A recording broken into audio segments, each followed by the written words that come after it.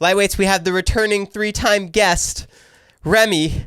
How's it going? It's amazing. Thank you for having me again. I'm so sorry to hear about Pretty Basic. I saw you guys haven't posted in a couple weeks, and you're welcome to join here. Are you looking for a co-host? I am. Well, I'm here and I'm ready. You're part of the 3 Times Club now. Yeah, I am. I'm very excited. I love being a part of these clubs on pods. I have been on Wild Till 9. I think we're at 6 now. Oh, wow. I know. Okay. Honorary co-host here. You're basically Jeremy. It's my claim to fame. No, actually, one time Lauren went out of town, and so Jeremy asked me to fill in for Lauren, and it was just us two, and it was amazing. It was like one of the best times of my life. That's really funny. It was great. I love it. We have a lot of stuff to talk about today. Oh, God. Vanderpump. Oh, okay. Yeah, I love this, actually. Yes. First off, I just had Katie on the other day. I know. And I didn't watch it before. Okay. So now, as soon as she left, I watched the Scandival episode. Obviously. And then the 3 episodes of recap. I watched Obviously. I'm very strict on going to bed at 10 o'clock. Uh-huh. I watched it till 1 a.m. I couldn't stop. It's so good. I think it is quite possibly the best reality TV to ever exist. This person fucked that person, Yeah. and then that person screwed over that person, and then Lala's yelling, and then James is all pissed, and then Scandival's like, what the fuck? I know. Honestly, though, I just recently got into it with Scandival because obviously it's that was a worldwide phenomenon. The world stopped for Scandival. And I had always heard of VPR. I kind of I dabbled here and there, and I knew a couple of them, and they all have podcasts too. So I would listen here and there. But when Scandival hit, boom, fully into it. I got everybody around me to watch. I was only talking about it on Pretty Basic, constantly. Listen to every podcast from everybody about it. Did you watch the entire season 10?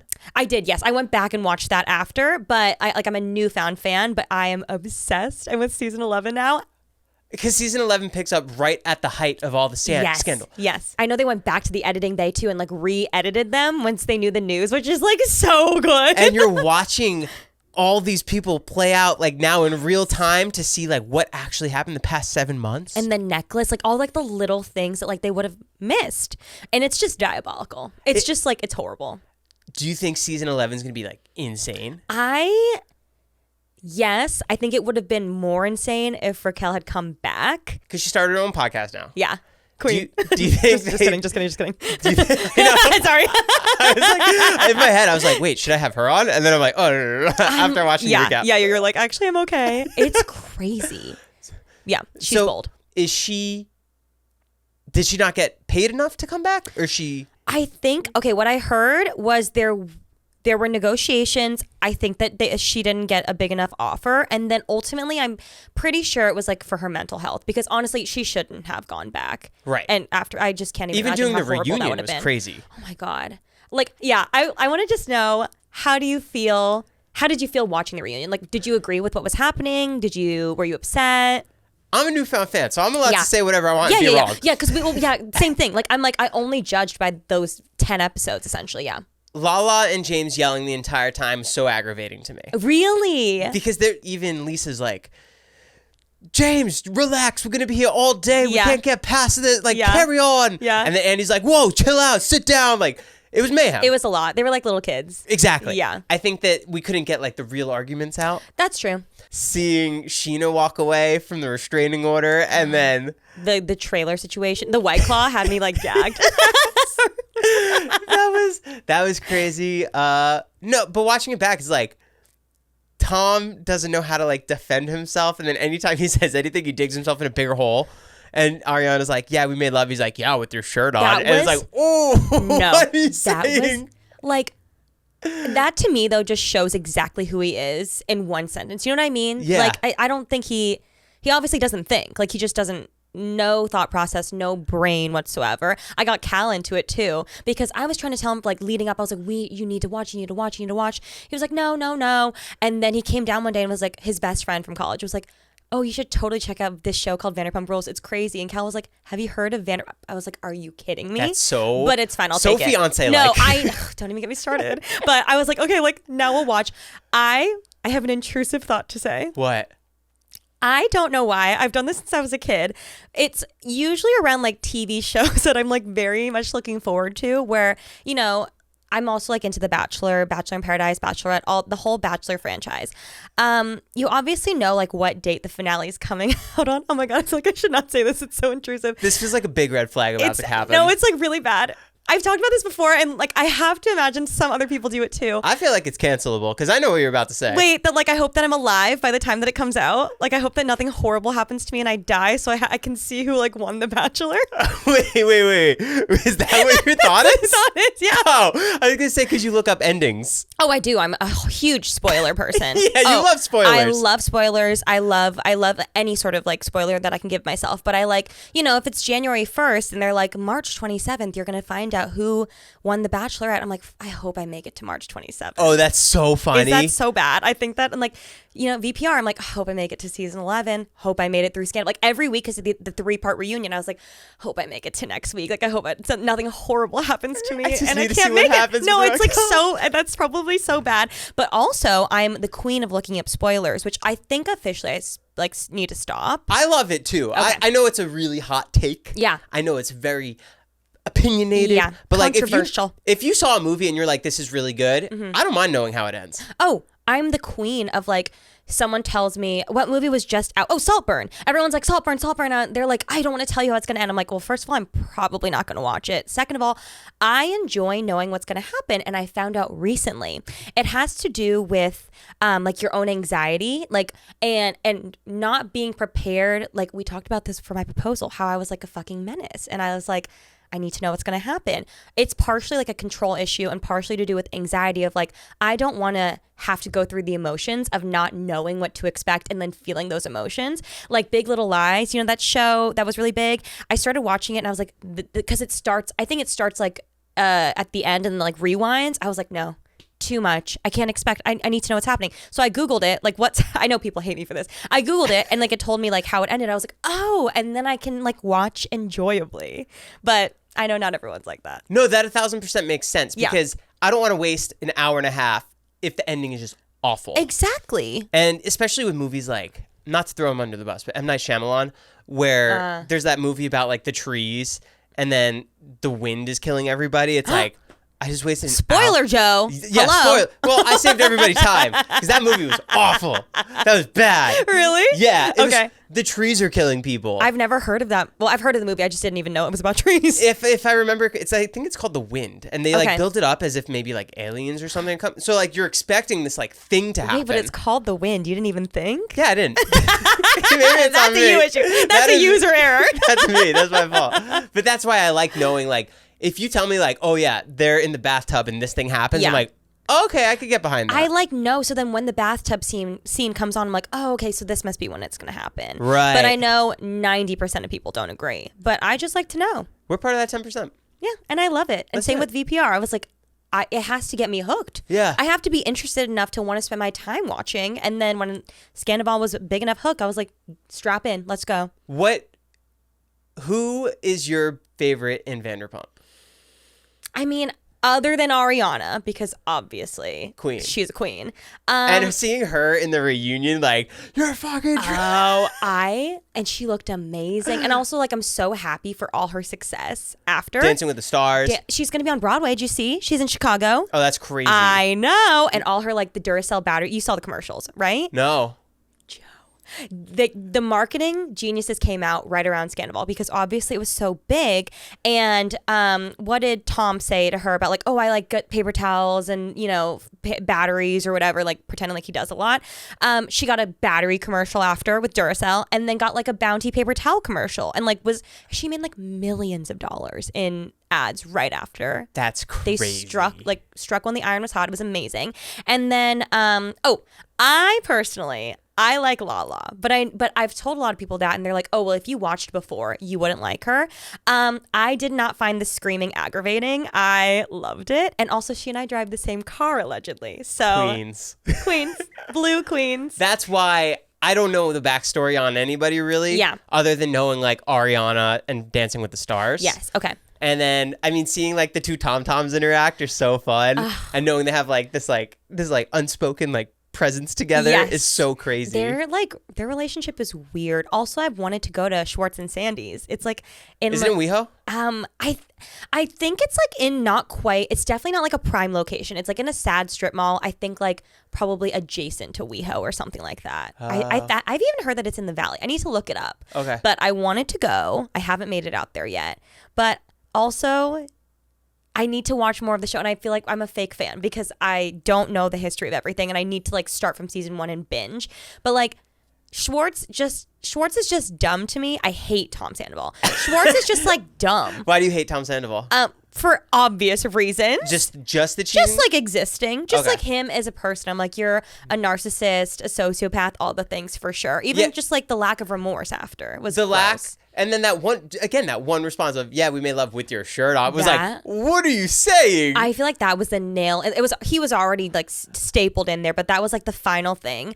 I think what shocked me, like between the all 3-part reunion, that shocked me the most, other than the shirt comment, was when he gaslit her by saying like, you should have followed me to Raquel's house to like know that I was cheating. That was just so like, to me, that thought process, like obviously I would never go there. I was like, wow, people think that way. It was jarring to me. Yeah. It was crazy. And now what's going to happen in this new season?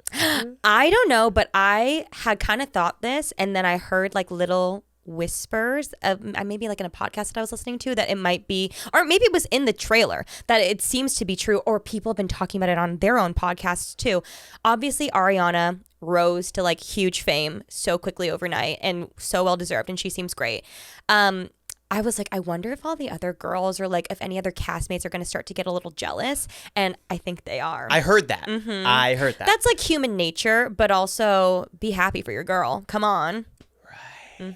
So I think, I don't know, I'm suspecting that. I haven't been this into a reality show since Jersey Shore. Oh, I never got into the Jersey Shore of it all. Oh my God. Know. Because when it first came out, like all these sponsors pulled out and they were talking about like canceling it. Oh. Yeah, it was crazy. Because it was like kind of taboo? Because they were like making fun of Italians, and it was like Italian stereotypes, but it wasn't. Oh. So like on that first episode, they wanted to pull out the sponsorships on MTV, and they said like, and then Snooki gets punched in the face, so it's like they're showing a woman being hit.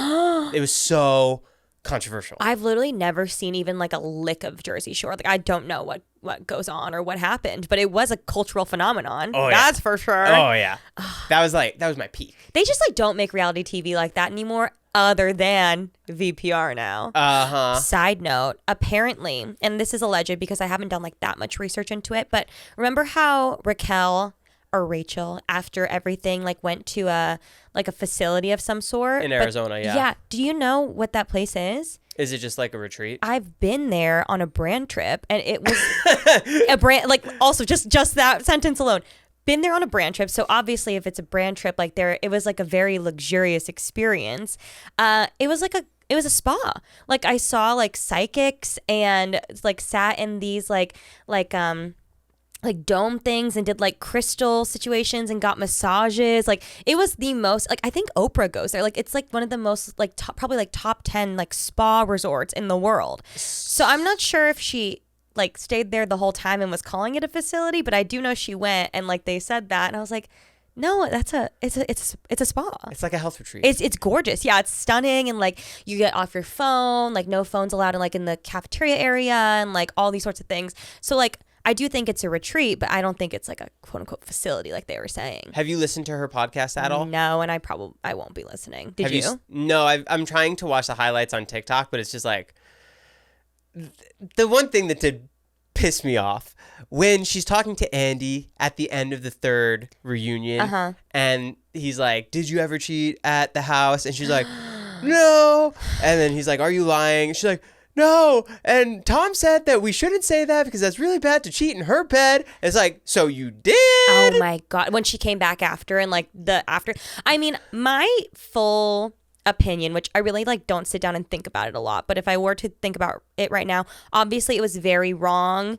But I just think to a certain degree, I think they came so hard at her, which she did wrong for sure. But I do think like the men need to be held accountable even more so. Like I think that if not equally, like I think that he's way more at fault here. And while they came for him like a little bit, like them being friends with him now makes me upset, especially if they're going to be so mean to her. Because again, they both did wrong, but I'm like, you need to hold everybody accountable. And I feel like they were just coming so hard for her, and not as hard for him, to be fully frank. And now in season 11, I've heard that they're like friends again. So Sandoval is with everybody? Yeah, to a certain degree. I'm sure not with Ariana, but I think some of them are like kind of buddy again. I'm not sure. I haven't watched it yet, but I've seen that in the tabloids. And so I think that's probably going to be drama in the next season too. Oh, I'm so excited. It's so good. Oh, wow. So it's a weekly show? Yes. And also I'm so sorry if I'm like completely making things up, but that's what I thought that I heard. I'm not a news source for Vanderpump Rules. Just have to say. I've got, when I posted that you were coming on, I got a lot of questions. Okay. Really, one question stuck out the most. Okay. When is Honey Pot coming back? Oh my God. The people want their skincare. What is that? It was a skincare company that I launched years and years ago. It was before like everybody had skincare companies or like cosmetic companies. I think it was like 2018 or so. And this was your first merch that anyone could buy of Remi? Yes. And that was like actually a little bit of drama that had happened was I had never done like apparel merch, and when I announced it, I was like quote unquote doing merch. People thought it was going to be apparel, and then when I dropped Honey Pop, they were like, "What the fuck is this?" Yeah. Granted, I was like, how old was I? That was 6 years ago. So I was like 21, 22, 23. And I just like, I did not have nearly as much of an entrepreneurial spirit or just even like any sort of just like knowledge on business really yet at all. And so I definitely, it was a learning process. It was a really fun thing for me to do. I worked with an amazing company who helped me like fully produce it on the back end. They fully funded it and everything. And I learned a lot. The only thing was I had kind of dealt with, and I talked about this not the last time I was on, but the first time I was on, how I got diagnosed with PCOS, and I've been trying to figure all that out. That was the time that I literally found out, like that basically like in that same month that I dropped Honey Pop, which I had been working on for like months and months, obviously before, I had just found out I was diagnosed with PCOS. And the reason I found out was because I got the arm implant for birth control, and basically it did horrible things for my skin. I always had like I struggled with my whole life because obviously I had hormonal imbalances, didn't know why, but now I know. But I got the birth control because all my friends had it. They were like, it's amazing. I get it. The week that Honey Pop drops, I'm dealing with the most incredible, like the worst cystic acne I've ever dealt with in my life. And I never had dealt with like cystic acne before. I remember like picking my skin, being like, what is going on? Like I've never seen this before. And it was like deep, obviously. So horrible timing to drop a skincare company that I've been working on for a long time right as my skin is in the worst shape ever. I'm still dealing with the scars to this day. So all to say, didn't work out. Did you sell all of it though? I don't think we went through everything. I think I went through like a good amount of it and then ended up just deciding to not continue moving forward. But the company that I worked with was so nice about it. It was just like something they wanted to try. I remember they like had a book of influencers that they're like, who do we want to work with? And they chose me and they were so nice. And I learned a lot. I really, really did. Yeah. But yeah, skincare is not my journey anymore. What else has come out under the Remi umbrella? Well, I did my own like actual apparel merch now. I've done that. I've done like a couple like collaborations with companies. I did which definitely like are more in my realm now of things that I know about. I think at the time, like obviously when I did Honey Pop, I feel like obviously influencing as a career was like still new-ish. And I feel like that was also at the time where people were just like throwing things at influencers like, do this, do that, do this, do that. It was everyone had a book and a show and this and that and a company. And so definitely now I've been able to not only like learn more and widen my knowledge of just business, I also like know more about who I am and like what I want to create as a creator. But I've dropped a spatula in collaboration with Williams Sonoma and No Kid Hungry, which was really, really cool. That was for like a philanthropic thing that they do, which is really cool. That's so cool. It was really fun. I got to like draw it. They gave me like a template and then I like drew my own design on it and then they printed it. And so I got to go buy it at Williams Sonoma and I like love to cook with it now. I did a collaboration with Nut Pods where I like designed my own box and got to do like a little collect the Remi Cruise collection, which was cute. I'm trying to think of like other specific things. What was the La La Land one you did? Oh, we just did like a pop-up at La La Land. So like pretty basic. We like basically like did little sleeves and like did like a little meetup there and like had some cute little drinks and things, which was really fun. I feel like they're like, we've done like podcast tours, like actual tangible products with my name on it. I'm trying to think. I feel like those are the big ones that are sticking out to me right now. What's a podcast tour like? Is that fun? I really didn't like it when we did it. Talking in front of an audience? Or? Yes, because I feel like I just get so nervous, like doing Instagram lives or like TikTok lives. I get so nervous because I feel like sometimes my mouth moves faster than my brain, and I'm so used to, obviously for 10 years I get to edit anything. So if I flub what I'm saying or if it doesn't come out right, I can just redo it. Live, you can't do it. So definitely it's stressful. I feel like some people are made for just live shows in general, and I'm trying to work on that muscle, and I want to do it more, and it's so fun, and the meet and greet aspect is really fun. It's just like you get stage fright, and that's just like, that's the thing. Yeah Have you done one? I did a live podcast show, and that was cool. Yeah, but it's a different beast because you have to come up with those stories that are like good, that people haven't heard already, and segue and like run it as you're so right. Yeah, and like you are putting on more of like a little production than I don't know. I think what's hardest for me with it is that like us sitting here and talking right now, like I enjoy myself so much because like we're friends and it's fun to just like chit chat. But like the thought that like people are going to watch this at home doesn't sit right with me. I'm like, who wants to hear me talk for an hour? That just doesn't add up. So then when you're there physically and people are screaming, you're like, what? And you paid money to come? Like this just doesn't make sense. And I think that makes me really nervous. Exactly, about like what I'm saying. Like I have to make the stories good enough. I have to be funny enough. I have to do all these sorts of things. And I feel like also there's kind of pressure with a live show where you're like, what do people want to see? The first time we did our shows, I think it was 2018. We did 4 shows in LA, San Diego, San Francisco, and Arizona, like Glendale, I think Arizona or something along those lines. Did you lean on Alisha for a lot of it? It was very collaborative between us. I think what was hard is like our agent was like, you should do a live show. And we were like, okay. And so we're trying to figure out like, well, what are we going to do? Like, are we going to play games? Like you want it to be somewhat interactive. And we did it. And then our agent at the time came up after and was like, that was really good. But like, that wasn't a podcast live show. And we were like, well, you didn't tell us what to do. We don't know what we're doing. And he was like, they just want to come and watch you film a podcast live.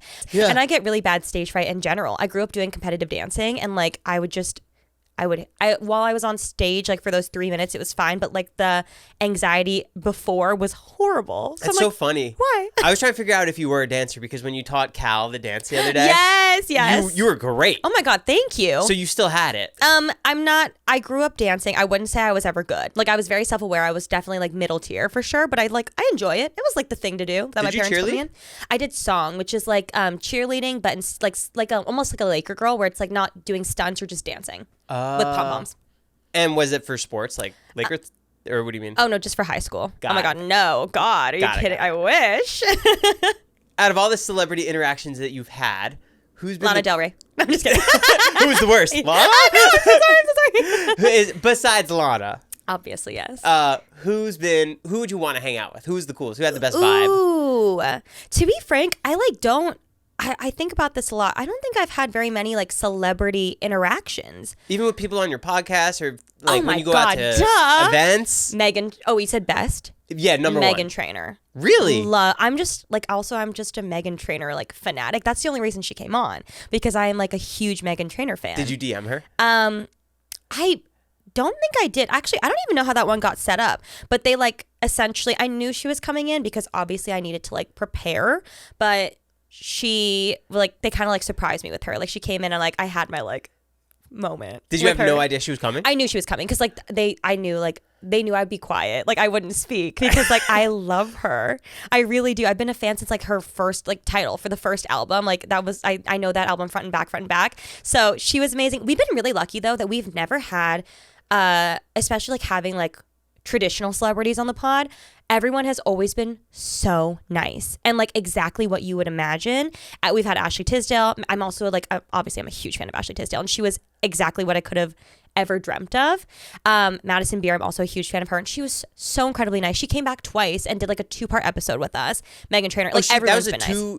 2 separate filming days? Yeah, she came on the first time, and then it was kind of like at the beginning of her press tour. So she basically was like kind of working the kinks out and was like, would we be able to do it again? I was like, 4 more hours with Madison Beer? Yeah. I guess she came try. back. I know. And she came back and was so kind and talked to us for like 2 full hours. And we were telling her before she came in, because I paid attention, I watched all her press tour because I love her. And she was talking about the book that she wrote, and she was very vulnerable in her book about her life and just, things that she's gone through and like heavy things.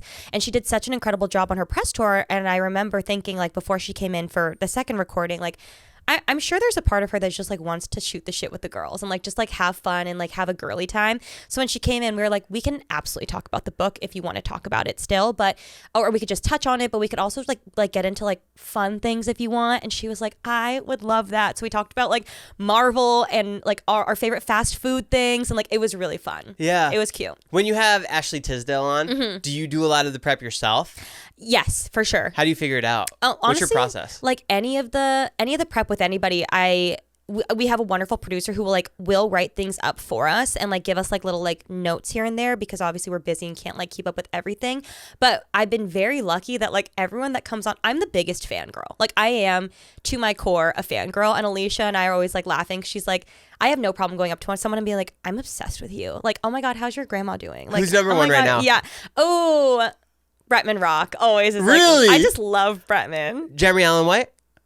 Oh, Jeremy, well, that was random. Well, I feel like he's the hot guy now. Oh, he's fine.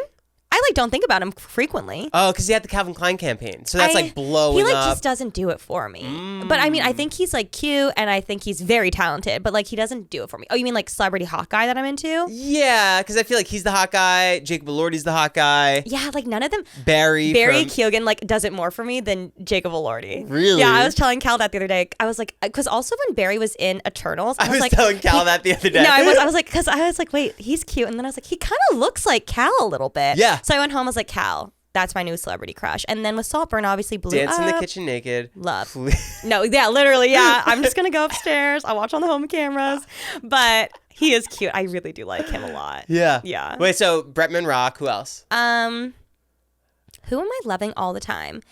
I'm really into K-pop groups. I feel like that's like I would say them the most right now. Who's like, number one? Twice for sure. Twice. Love them. LE SSERAFIM's also huge. They're going to Coachella.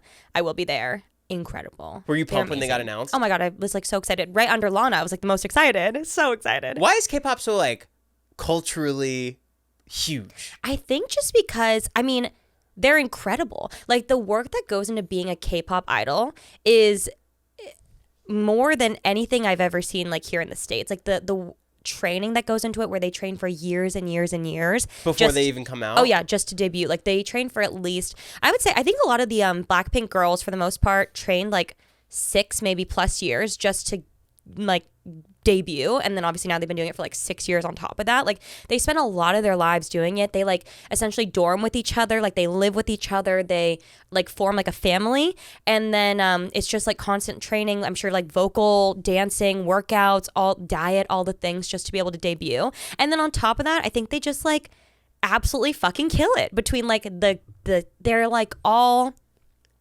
jack of all trades. I feel like, you know what I mean? They can sing, they can dance, a lot of them can rap, like they do all the things. I'm just a big fan. Do they end off being really wealthy?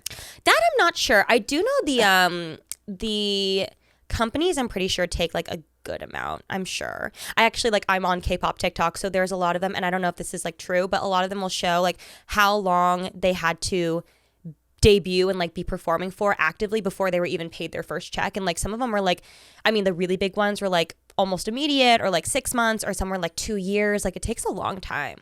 And I have to imagine like they're not probably making a ton of money unless they are like Blackpink or Twice or BTS, obviously, like the big ones. I think for a long time they're probably like recouping a lot of that money, because it's probably a big investment, I'm assuming. But it's incredible. I just think like the skill and the training is so admirable. I had no idea that was a thing. It's wild. It's crazy. And like all of them. There are some like very infrequent cases where they like train for a very short amount of time because they basically probably just get thrown in the group. Like I could tell, I watch a lot of like documentaries or behind the scenes of like how the groups were made, and a lot of them, it's cutthroat. It's crazy. They'll train for like years and years. They'll be like, boom, there was a girl that was supposed to be in Blackpink that was like essentially going to debut, and then last minute they're like, sorry, you're out. And like their dreams are crushed. Now she's in a new group called G Idol. Love her. But it's crazy. Like they just like, they devote their lives to this, and it's very admirable. And I have a lot of love for them because it looks like it's really hard and people are very mean to them, and it makes me sad. Mean as in like... Just like very harsh, like with Korean beauty standards and things like that. Like people are really hard. The fans? Uh-huh. It's crazy. It really is. But I love Le Sserafim. I think you're going to like them. They're like, I'm going to send you a video that you'll watch later. Like they performed at an award show recently, and it's unlike any performance. Like it's probably like equivalent to Beyonce, I would say. Like that level of like just wow. Actually, Beyonce is the queen, obviously, but like it's like that caliber. I picture like Backstreet Boys level, but bigger. I think even better. I mean, Backstreet Boys are good, but like watch it and get back to me. Okay. I think it's going to surprise you. Like they have this, they are just as good as like the best backup dancer. They are like incredible singers. They do it all, and they look amazing. Because K-pop is Korea's biggest export. I believe so, yes. I was talking to my aunt about this, and I don't know if this is like true, but she was saying that Korea focuses a lot on pop culture. Music. Yeah, exactly. Like music and obviously like entertainment and things like that, because that can like essentially set them apart from like the rest of the world. And like that kind of like levels them up from a lot of places. Like, I mean, Parasite, all those sorts of things obviously are in K-pop music in general. Like that is a cultural phenomenon globally. Yeah. So I think that's like why they're investing so much in it. And they're just good at it. Right. I love it. Whose fandom is crazier, K-pop or Taylor Swift's? That's a really good question. I mean, after seeing the Eras tour, I still feel like it's K-pop. You think? I think they're wilder than the Swifties. Okay, actually, you're so right. Because, like, okay, I'm going to think like BTS or Taylor Swift. Right. Which fandom is bigger? I don't know. Not bigger, more ravenous. I think like, you know what? I really don't know. I think it could be 50-50 because sometimes the Swifties do terrify me. Like, it's just... They both terrify me. I mean, terrify in the way of where it's like, it's just so... Like, all of them. Like, my mom is a really big BTS fan, so she's like in the army. And when they were on their... She leaves hate comments on my page? Oh my God. No, she would... She's like, and I would say she's probably like middle tier. And even being middle tier... When they were last touring, before all of them have been doing like their own things and going to the military, my mom They went to the military? They're all like one by one or like in groups going to the military. Because they have to. In Korea, yeah, you have to. If you're a man, you have to go at a certain time. And my mom was telling me, 'cause she keeps me up on all the BTS stuff. She was like, there was a kind of a long period of time where they were trying to figure out like, well, are we going to send BTS or are we not? Or like K-pop groups in general, because like think of how much they're doing for the economy in general. Like sending them, you know, might not be a good idea, but then also like, should they get exempt? So they ended up deciding to go, and like I think one by one they're going and coming back and serving their time, and then when they come back, they're coming back again together. And I think they signed like a new contract for like a very long period of time. All to say, my mom's just like a middle tier fan. She was planning before COVID, this was like their tour right before COVID hit, to go to the beginning show. The one that started, I think like, I don't know, somewhere in California. She wanted to go to like the LA show, the Anaheim show, fly to Chicago for the last show, and go see them like in Korea. And she's like a middle tier fan. Like they have so much passion, and I think it's amazing. And when one of them leaves too, they just replace them, right? In the group? Yeah. I wouldn't think so. Oh, I thought they do. Like they cycle through people. Oh, I don't think so. So like BTS, even though like they lost 2 members, they're still BTS with the 2 new members. No. BTS is like not happening right now. Wait, what? Yeah. It's like so I believe the first one that went to the army was Jin, because I think he's the oldest. And so he went, crazy thing happened while he was there. A war broke out. No. Oh. He got a vaccine administered to him by like, not a nurse, like someone came in and like gave him a vaccine. Can you believe that? And what happened? I think he was okay, but just like it was scary because they're like, well, who was this person and like what happened? Who people don't know? I don't know. I didn't follow up after because I heard he was okay and I was like, okay, thank God. But he went, and then like they're doing like solo endeavors. So like Jungkook just had like a solo. Like there's a lot of people doing solos, and then they're kind of like, I'm sure it's like a very strategic plan of like who's going, they'll come back when they're coming back, and then when they're all back together, then they'll have their big like reunion and like revival situation. I have a big conspiracy theory that I'm coming up with, and I've said it before, and I'll say it again. Okay. Did you see Justin Timberlake has a tour going on? No? Ugh, I don't know, and I don't care. You don't care at all? No. Why? He icks me. Why? He is... Okay, so you're just going to ignore NSYNC all these years. You're too good to be with NSYNC, too good to... Also, Janet Jackson, also Britney Spears. Don't even get me started. You're too good, you're too good, you're too good.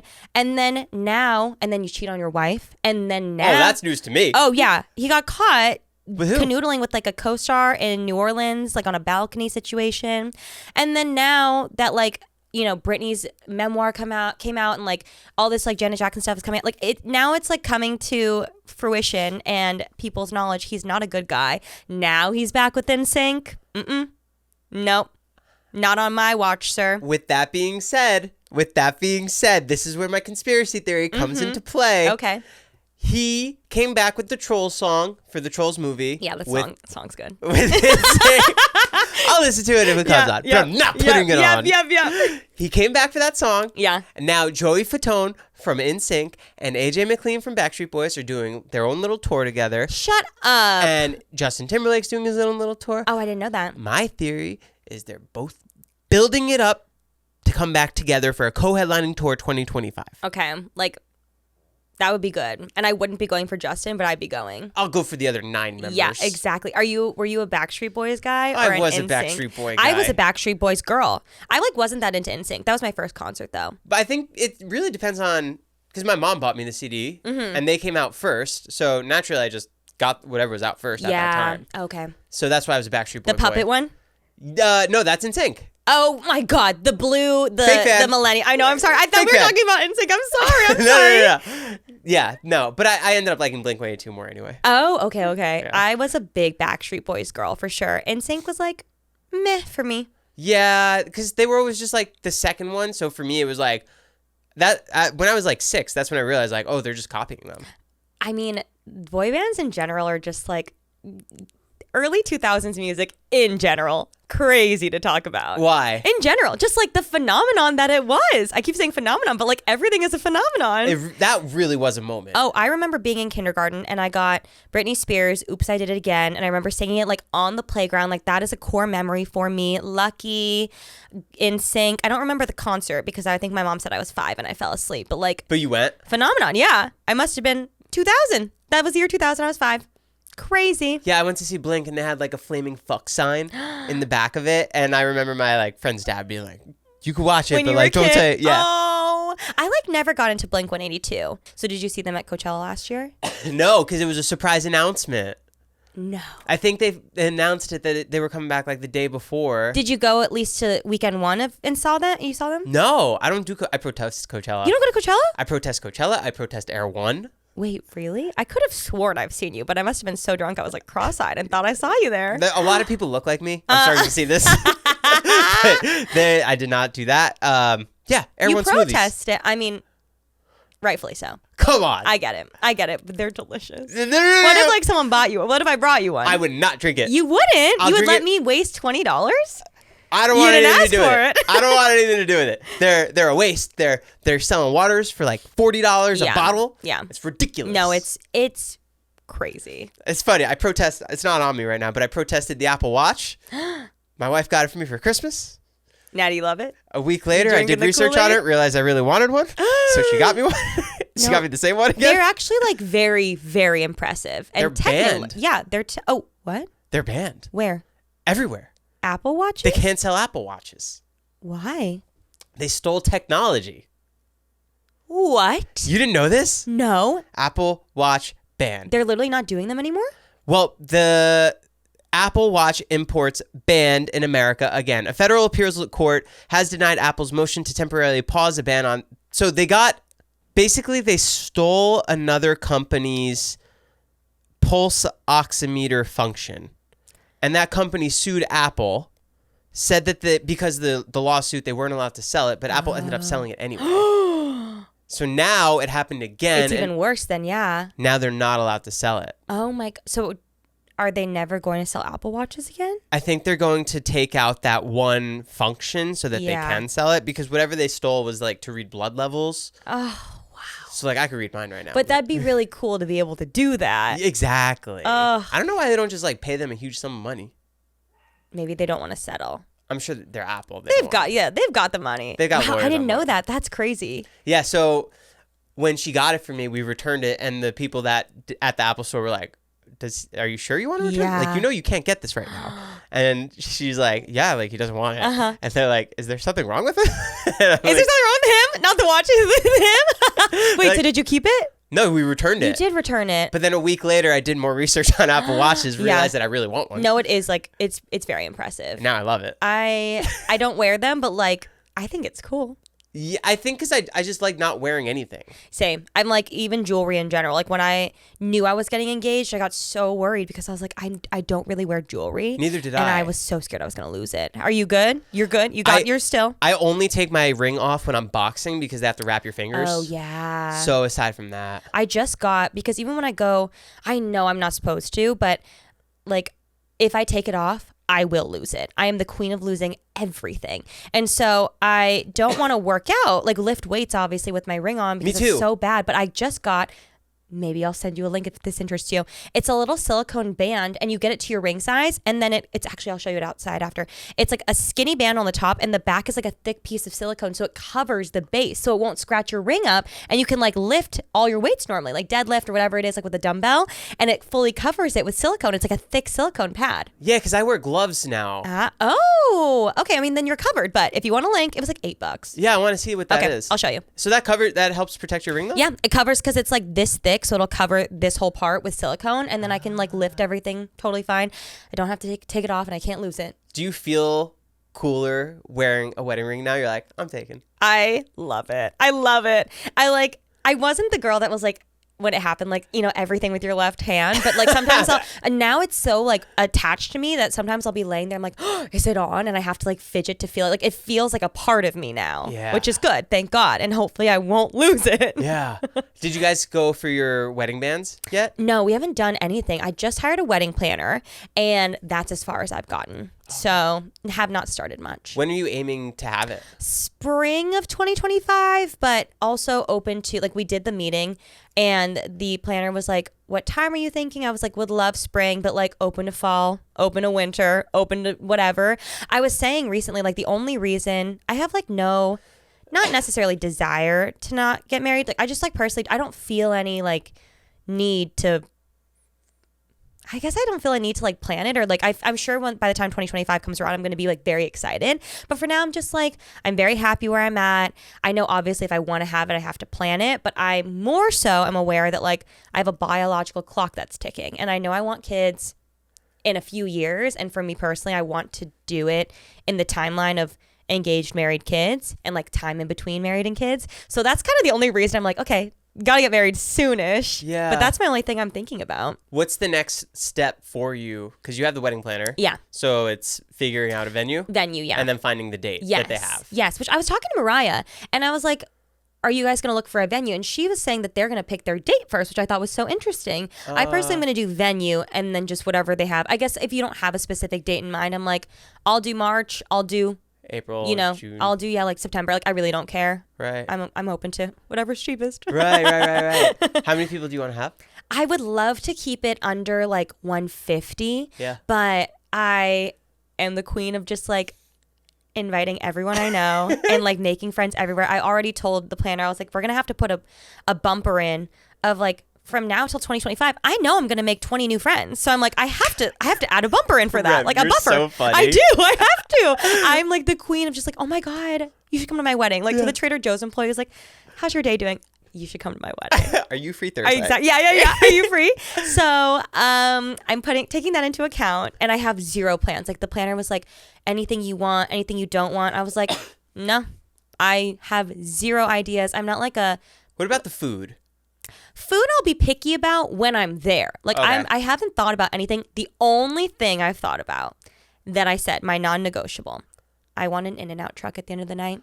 That's what we wanted. How come you didn't do it? I think there was none like nearby where it was really, really far.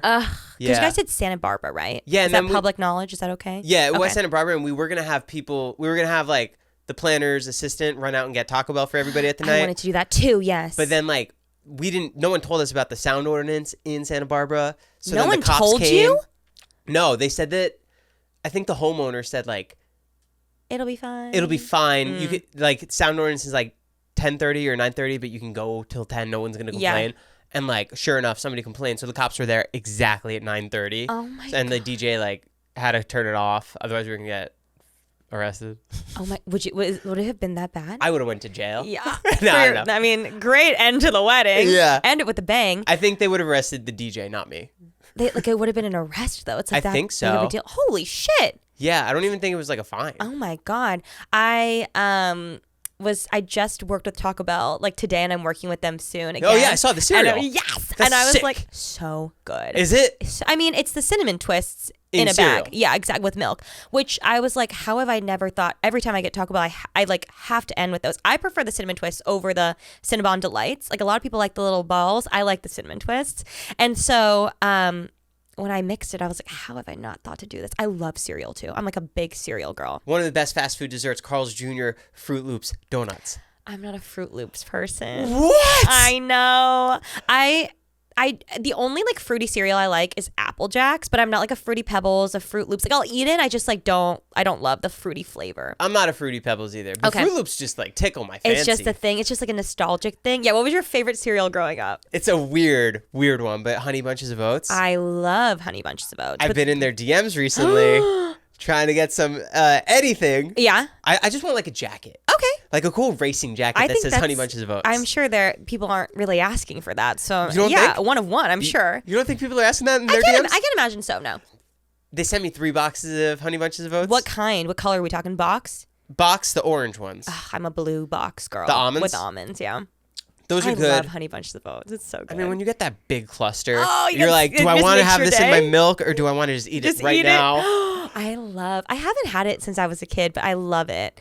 I love cereal. What's your favorite? Favorite would have to be, it's hard. I really am. I like Apple Jacks. I really like Corn Pops. Do you do milk with both of those? Yeah. Okay. Do you eat them? Well, I mean, I'll eat them plain for sure. Like in a I little never bag really to did go. milk with Apple Jacks. I Just always eat liked it it plain. I like Cookie Crisp, Apple Jacks, Corn Pops, Frosted Flakes, Honey Bunches of Oats, Mini Wheat Strawberry. Let them get all soft. Ooh. Crave? Chocolate? Not a Crave girl. I know. Rev. I'll eat it. I'll eat all of them. I will. I'm just like not. I have the ones I gravitate towards. I love. Oh my God. How did I not say this? Oh my God. My favorite. I knew I was forgetting. Captain Crunch. Duh. No. My favorite. Captain Crunch with berries specifically. But I like the regular. And nothing gets me more excited than a seasonal cereal, like a fun one for the holidays, like Cinnamon Toast Crunch sugar cookie, like all those like fun ones. Oh, I get so sick after like one bowl of those. I cannot. I love it. I could eat a whole box. Oh, same. It's like, why? I love cereal. I don't know. And also, like, my mom wasn't an almond mom where, like, I couldn't have the sugary stuff. Like, you know, a lot of moms are like, no sugar in the morning. Yeah. She was like, whatever you want. Oh, that's so cool. So now, I don't know. I think I just, like, love it. Yeah. It's nostalgic. Kicks? I like Kicks. I actually really liked Kicks as a kid. Tricks? Not Tricks. I like Tricks. I'll eat it again, but I'm not. I would take Tricks over Fruit Loops. Lucky Charms? Nah. I love the marshmallows, but, like, the cereal itself is bland. Very. Yeah, but I'll eat it. I'll eat it all. What's your favorite fast food item? Like right now, I'm really into In-N-Out right now. I'm on an In-N-Out kick lately. what's your order? I will usually do a hamburger or a double meat. I get it tomato wrapped with grilled onions, whole and raw onions. So it's literally just tomato, onion, and meat, but it's so good. No bun? No bun. I'll do a bun if I'm feeling it, but I'm trying to be gluten-free when I can, and so it's gluten-free. Oh, I do it no sauce. You don't like their sauce? I do like it, but I feel like I'm like, if I have no sauce, then I get fries, animal style, well done. It's a lot. Oh, well done. And that's what makes their fries go from like, to I've grew up with In-N-Out, so like I've always loved the fries. I've always thought they're amazing, but everyone that I meet that's like not from here is like, Cal, the fries are so bad. They taste They're like cardboard. not. I think they're amazing. They're crunchy. They're so delicious. good. I'll eat if they're fresh, which they're always fresh, but like right out of the bag, a regular done fry is perfect for me, but now I've been doing light well. So it's like a little, I'm sure it's like a tick in between well done. Yeah. Or maybe like well, but it's so good. I love an animal fry. Do you do like, you did the Flying Dutchman, the grilled onions. I saw that. Haven't tried that yet. Yeah, when I first went to my very first In-N-Out, the people in front of me were like, they turned around. They were assholes. They're like, "It's your first time?" I'm like, yeah. They're like, "You got to get a Flying Dutchman, bro." And like, how rude. Yeah. So that was my introduction to In-N-Out. That's actually such a mean trick to play on someone. And they didn't you have to get back in line. No, I was like, because they were like watching me. So I was like, I'll get the Flying Dutchman. And can I get also the number one? Okay, good. Because I didn't want to feel like an idiot. Yeah. Because like, what is a Flying Dutchman? You thought ahead. Yeah. I you're love, watching this. I have to say, I love In-N-Out because it's so consistently good. It's so inexpensive. Always consistent. Always consistent, always inexpensive. Also, I love that they allow you to like do so many modifications, and they're so nice about it. I feel so bad for probably those workers who are grilling whole onions for the viral thing day in and day out. Like that's got to be hard, but I love it. It's so good. I tried getting Lindsay, the billionaire owner, on, and they responded. She wasn't down, but you guys should try getting her for your podcast. Wait, the owner of In-N-Out? Yeah. Shut up.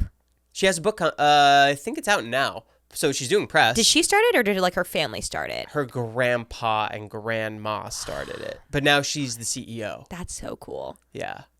What do you even do? How do you even like learn how to do that? It's so fascinating because that's one company where every employee is like happy. There's so many at every location. Well, they get paid very well, yeah. And they're controlled. They're not just like expand. Yeah. So it's supply and demand. It's really interesting to watch. Yeah, because when you're going like past all those fast foods at 11 at night, and In-N-Out's the only one that has a line out into, like, if you're not from here, you're so surprised that they're like out on the Ventura. Street. Oh yeah. There's like 10 cars. Oh yeah. And it's just normal. It's so every time. Like there's a very small window where you won't get that, and like that it's not very frequent. Also, what was I gonna say? Fuck. In-N-Out. Lindsay, the owner, billionaire, fries, viral, onions, Flying Dutchman. I forgot. Sorry, I lost it. Dang. It'll come back. Yeah, I don't know. When I think of the desserts though, Carl's Jr.'s Fruit Loop donuts were like so sugary. Were they little, or were they like a regular sized donut? They're like bigger than the little Pop-Ums, but like smaller than, they're like that big. Oh, like a baby donut. I don't remember those. I had this one thing growing up from Burger King that has stuck with me forever. What was it? And it was a half cherry Slurpee, half like soft serve ice cream, and it was so good. Like I'm taken right back to the drive-thru. My mom being like, "If you're good, I'll get you this." And it was like life-changing. Every time I have a Slurpee, I think about it. It was like creamy and like icy with the cherry flavor, and it just like almost made like a creamsicle kind of vibe, but it was so good, and more places need to do it. But I feel like Slurpees aren't even a thing anymore unless you go to the movie theater. Yeah, well, I don't understand how it became such a movie theater thing. I know. Because when I meet people who are like diehard Slurpees, I'm like, whoa. That's or like 7-Eleven, which I saw you had him on here too. Yeah, that was crazy. Yeah, that's crazy. He sat in this chair. He introduced Free Slurpee Day. I saw that. And you can bring any vessel, right? That is not a thing anymore. Not anymore? Okay. I think because people are taking advantage of bringing in like trash a, cans. Yeah, like a cooler. Oh my God, that's crazy. Yeah, because it's like, bring anything, any size. I swear. People, it just takes one person to ruin it. Literally. It does. But now that's why they literally have attendants there now handing out like little cups. Oh, for free 7-Eleven day. I get that. Yeah. I get that. I mean, you can't bring in a trash can. No, that's insane. Like, what are you going to do with that? That's just wasteful. And then it's going to melt by the time you get yeah, out. and that's the worst part. Yeah. When it gets all like syrupy at the bottom. They ruin it for everyone. I know. Who has better fast food, East Coast or West Coast? That's a really good question. Can I say this? Oh, I have actually like, I don't dabble on the East Coast frequently, but like the South after going for Matt and Patricia's wedding. You had Zaxby's, right? I had Bojangles. I know you didn't like it. I liked it. And Cookout. I think I have to say the South has better fast food. The South. Yeah. Wow. Because, I mean, they had everything that we have here other than In-N-Out just there. And plus more, They did have plus more. Yeah. So here's like, it's fine. I love every fast food chain, really. I'm an El Pollo Loco girl, too. Do you like El Pollo Loco? I do. I love El Pollo I'm Loco. a big Five Guys guy. Oh, Five Guys is good. That but it's burger. expensive. It is, but that burger It's is good. just like, And then you add jalapenos on it. Cheese. When it's all like mashed together and it has like the foil imprints on it. And then you have those fries. I love talking to you about food. I could talk to you about food all day long. Me too. Where's the best local place that you've eaten recently? Ooh, that's a really good question. There is this place that I really like that actually ended up going viral on TikTok, but my food influencer friend took me first. Easy Street? No, but I've been wanting to go there. Incredible. I think I Postmated it once when I was drunk and it was amazing. I need to get it again. But it might have just been extra good because it traveled pretty far, but just because probably I was drunk. I need to like go there.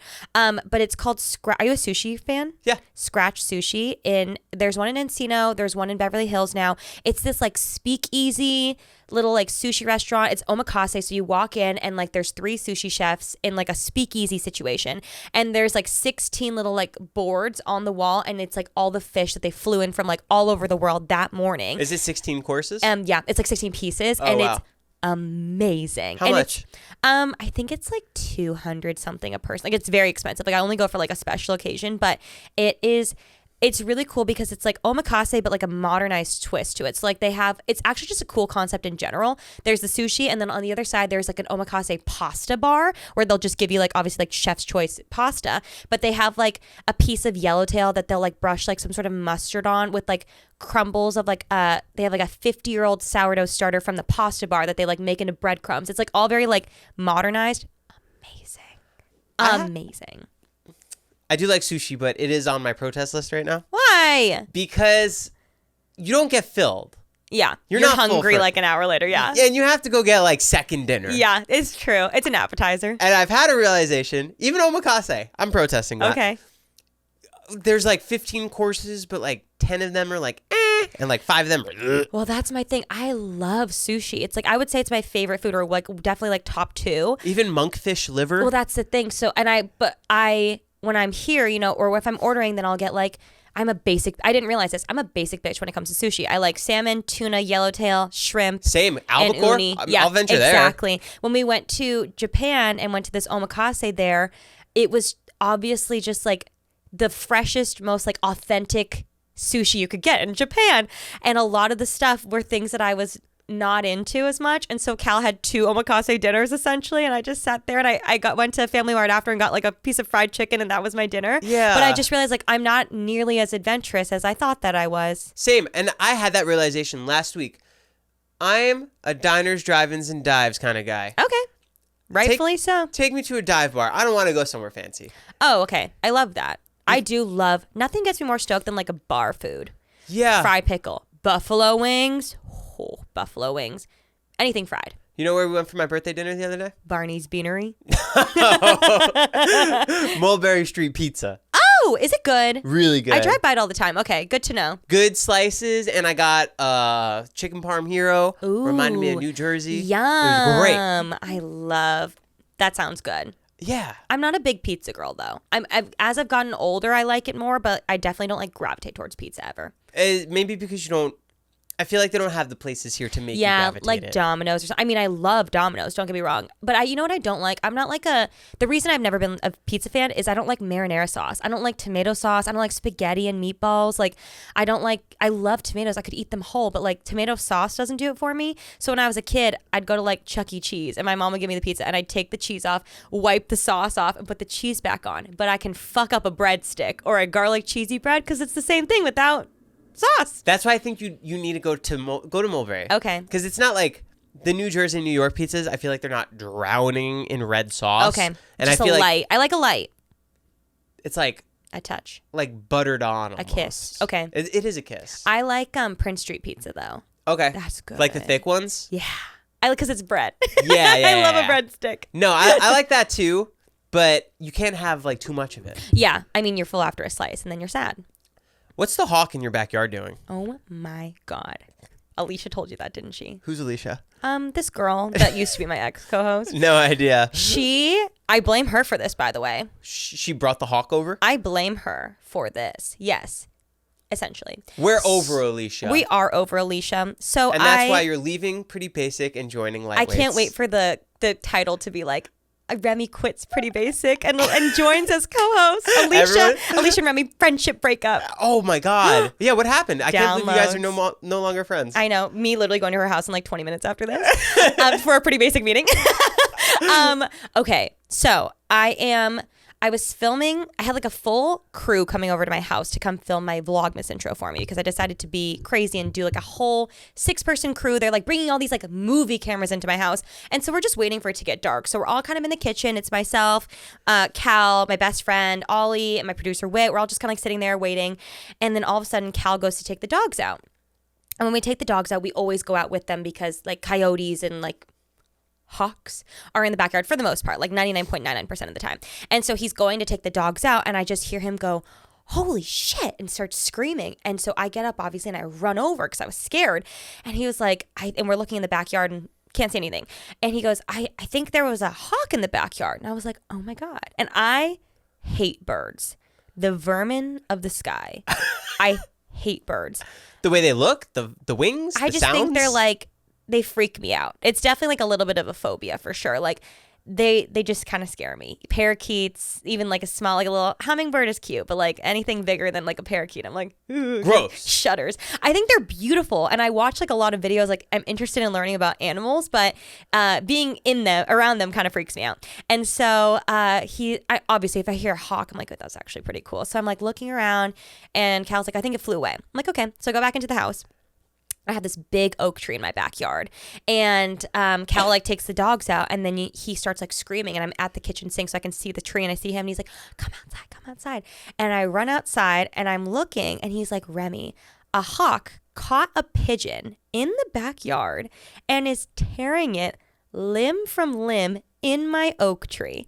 And so I got a video. You want to see the video? Please. Oh my God, it was crazy. This is nature's metal. It was National Geographic in my backyard. Also, please hold. Let me tell Alisha I'm running a little late. Oh, yeah. Oh, my God. We're so good. I'll tell her like maybe like 10. Yeah. Hi. Even 5. Okay. Leaving. Sorry. No, you're so fine. We're just talking so much. No, I have so much to share with you. Okay, yeah. Let me find it. I'll continue as I'm telling you. Okay.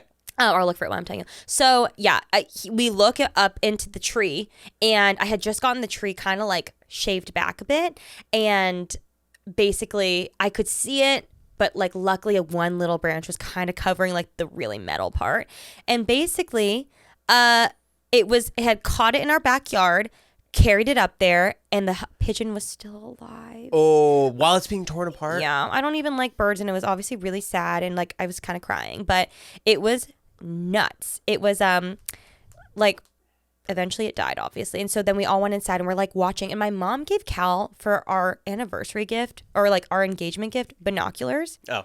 Stop. Binoculars. And I was like, random. Luckily came in handy. We're all standing there one by one sharing the binoculars, like watching National Geographic in the backyard.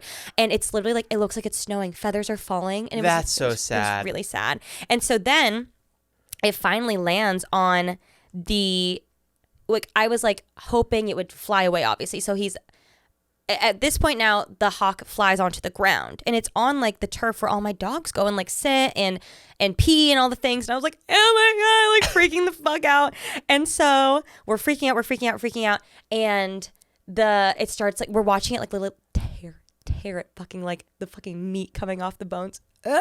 And so then at one point I send Cal outside with like big pots and pans and he's like banging it to try because I just wanted it to like take the pigeon elsewhere. Yeah. And it flew away. It flew up into the tree, left the carcass though. And I was like, that's not what I wanted in the tree? Either. It like the hawk flew back up into the tree when he came out with the pans. Also, Cal was so scared. He was like, oh my God, it's going to claw my eyes out. And I was like, we are the apex predator.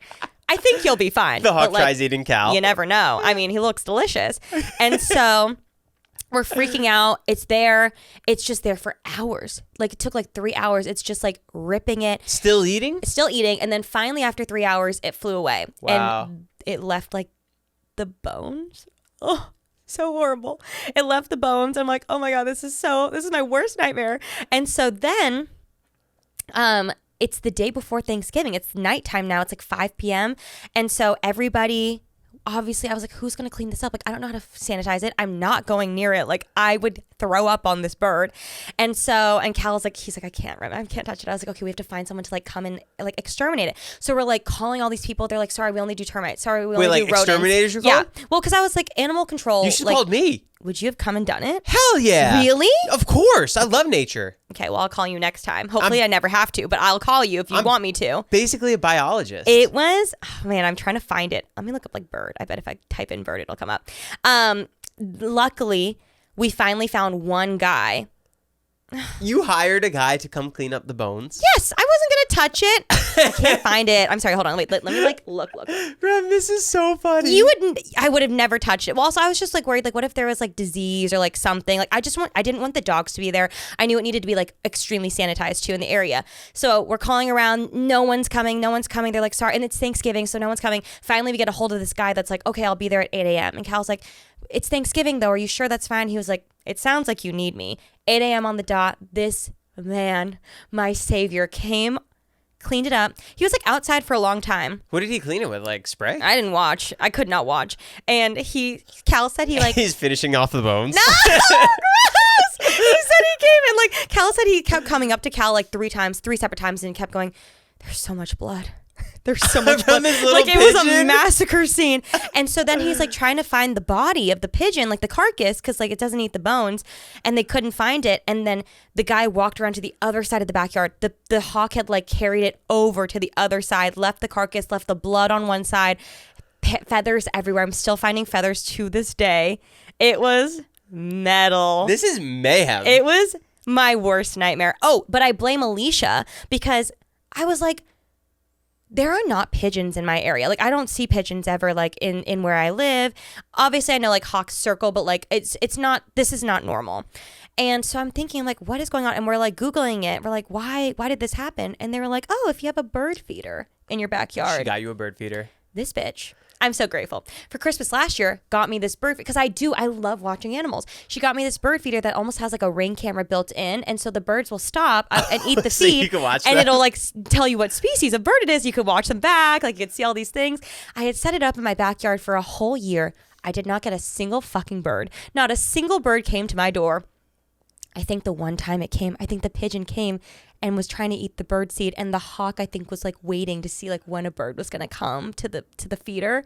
Rest in peace to the pigeon. And that's why you're leaving the Pretty Basic podcast. And that is all in all, she knew that's all it would take. She knew. That's so wild. Oh my God, I found it. Ah! Oh my God, it made me scream. It made me scream again. It's literally standing on the pigeon. Wait, hit play at the bottom. That's a big bird. It was, oh, I got chills watching it back again. Wow. I think it's a real phobia. Oh. This is like a power move. It was like a small pigeon, though. It was called a Cooper's hawk. Oh, no, it was a small hawk. I mean, it's called a Cooper's hawk. Wow. Oh my God, my body's in full sweats from watching that again. Is there any more videos? Yeah, I'd scroll to the right or the left. Me telling Alisha that this is her fault. Probably. Wings are flying everywhere. Oh, it was crazy. Ooh, Oh! I know, it was crazy. I can send it to you if you want to put it on the podcast video. Yeah. Oh my God. Wow. I mean, it's the circle of life, but it was really sad. That's crazy. It's so gross. Okay. Oh. Well, let's get you to Pretty Basic. Well, on that note. on that living high life. Wait, there's one other thing. Okay. Do you think dogs have emotions? Yeah, for sure. You know why? Why? Because my dog pissed twice on my bed this morning because she's mad at me. You think there's vengeance like actually in a dog? Yes. And because I called Cal, because Cal was like, I think she's getting territorial. I think she's upset. Or I think over you? Over the bed, because we haven't let her sleep in the bed lately because I had basically I have two Malchies and they're fighting for the alpha spot. So they've been fighting a lot. So I'm not going to have them sleep on the bed because they fight. But you're not the alpha in their eyes? No. Because she has emotions because she thinks she's the queen, and she's my older dog. She's just turning 10 this year. And so I think maybe just getting older, she's like kind of grumpy too. I fully believe they have emotions because they've been sleeping in the crates, and I let the little one, who's like a perfect angel, she's been sleeping on the bed. So I think she's upset that she's not sleeping on the bed. She peed twice on my bed this morning, and Cal calls me and he's like, I know it was Daisy because like it would only be Daisy. And I was thinking, he was like, I think she's doing it for territorial purposes. And I was like, maybe, but I think she's just mad because, you know, the only other time she's ever peed on my bed was when it was just her and I. This was like forever ago, like 8 years ago. I decided I wanted to dress her up in Halloween costumes all day. I dressed her up in I put like 6 costumes on her, like had a ball. Later on, she gets up on the bed, looks at me, pees. That's the only other time she's done this. So yes, she has emotions and she's pissed. And I'm scared. That's so... I don't think dogs do that. I think, though, like, I have a dog for the first time who is, like, a real dog. I've never experienced, like, a dog that, like, would drink out of the toilet. Like, that is really crazy. That, like, is, like, a dog. Your tiny little dog does that? The puppy that I got, she's, like, a dog. My other 2, the oldest one that I'm talking about, is, like, not a dog. She's, like, a cat mixed with like a baby. Like she's so sassy, has such a personality. Like I can read her mind for sure. Yeah. They have emotions for sure. I can tell when she's mad. Also, the little puppy just got a really bad haircut and you can tell she's really sad about it. Yeah. Anytime we go away, our one dog, Jojo, pees all over our stuff. Because they know. They're upset. I think he's just confused. I don't think he's pissed. Okay. Mine are pissed. My dogs Mine hate are me. pissed. No, she's mad at me about it. Yeah. She's just because she's a queen. Like she has gotten everything, and like that's why she is the way she. And I'm like, I'm learning parenting skills now that I have to apply when I have a kid. I'm like, I let her have whatever she wants, and now she's the alpha. Like I'm learning the hard way. So I'm trying to find a happy balance because she's older. I don't want to just like take it all away from her, but I need to like figure out a balance here. This is so funny. No, it's been a journey. Yeah. Literally this morning. But I can tell when they're happy. I know when they're sad. I know when they're timid, when they get a bad haircut. I can see it all. That's so funny. Caesar Milan. Cool. Well, Remi, thanks so much for coming by. Thanks for having me. Guys, go check out Pretty Basic. It's not ending. No. It is going to be linked down below. Their channel. Go check it out. Make sure to subscribe. Subscribe here if you haven't. Leave a comment down below. And thanks so much for coming. We love you, Katie. Bye. Bye.